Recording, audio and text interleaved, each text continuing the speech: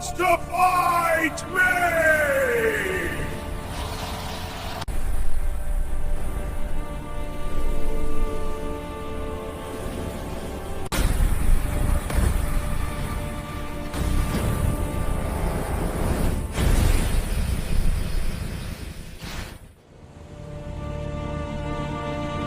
Everyone is afraid. The giant stands 9 feet tall, covered in bronze armor, and has been challenging Israel's army for 40 days. Not a single soldier will face him.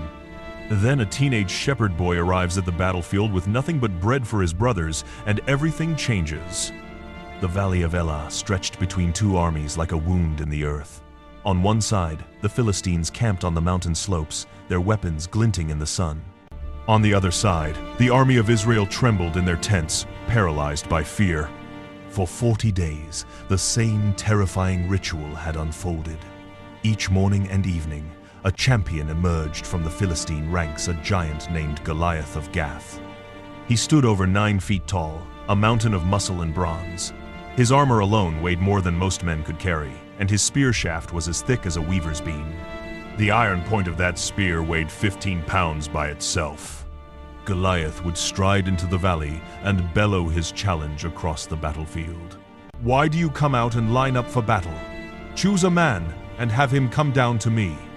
If he is able to fight and kill me, we will become your subjects.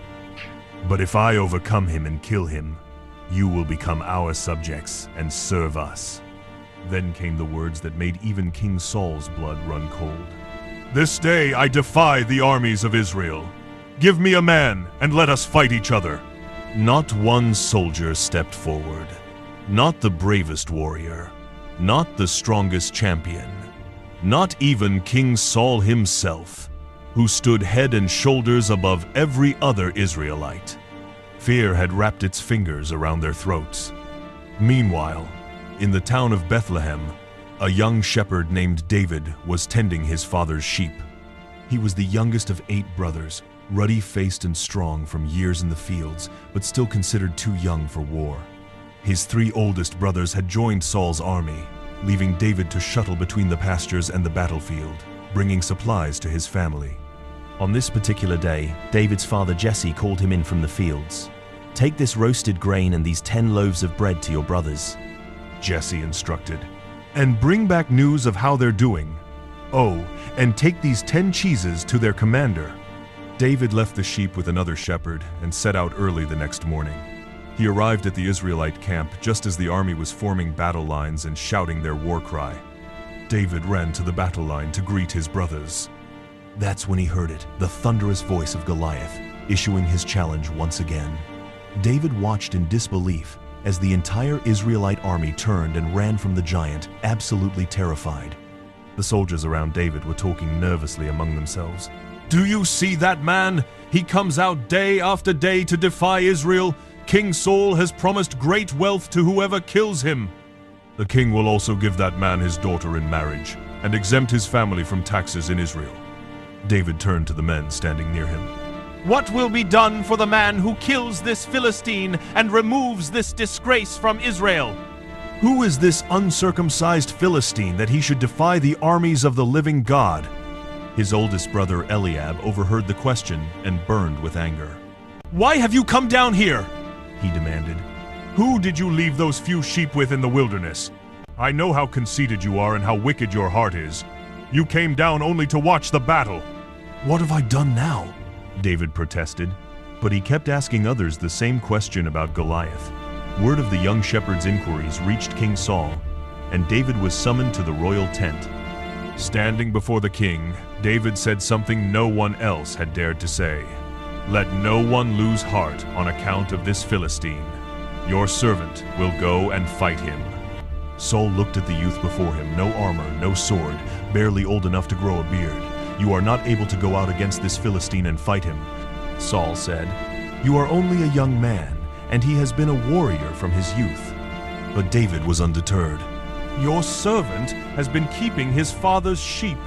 When a lion or a bear came and carried off a sheep from the flock, I went after it, struck it, and rescued the sheep from its mouth. When it turned on me, I seized it by its hair, struck it, and killed it." Your servant has killed both the lion and the bear. This uncircumcised Philistine will be like one of them, because he has defied the armies of the living God.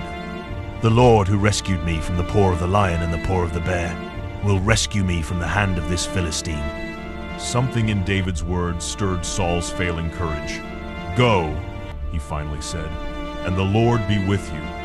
Saul dressed David in his own tunic and armor, placing a bronze helmet on his head. David fastened Saul's sword over the armor and tried walking around, but it was impossible. "I cannot go in these," David said, "because I am not used to them." He took it all off. Instead, David picked up his shepherd's staff and went down to the stream that ran through the valley.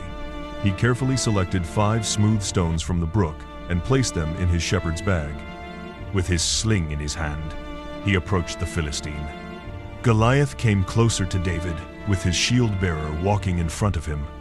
When the giant looked David over and saw how young he was, how ruddy and handsome but clearly not a warrior, he was insulted.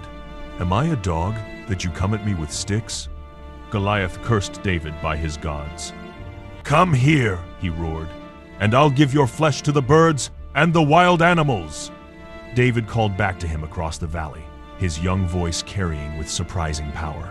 "You come against me with sword and spear and javelin, but I come against you in the name of the Lord Almighty, the God of the armies of Israel, whom you have defied.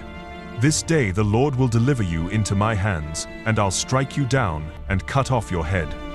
This very day I will give the carcasses of the Philistine army to the birds and the wild animals, and the whole world will know that there is a God in Israel. All those gathered here will know that it is not by sword or spear that the Lord saves, for the battle is the Lord's, and he will give all of you into our hands."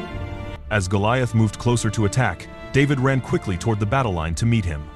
Reaching into his bag, David took out a stone and slung it with all the skill he'd developed, protecting his father's sheep. The stone flew through the air, a perfect shot. It struck Goliath on the forehead, sinking deep into his skull. The giant stumbled. The mountain of bronze and muscle swayed. Then Goliath fell face down on the ground with a crash that echoed through the valley. David ran and stood over the fallen giant. He took Goliath's own sword from its sheath and used it to cut off the giant's head. When the Philistines saw that their hero was dead, they turned and ran.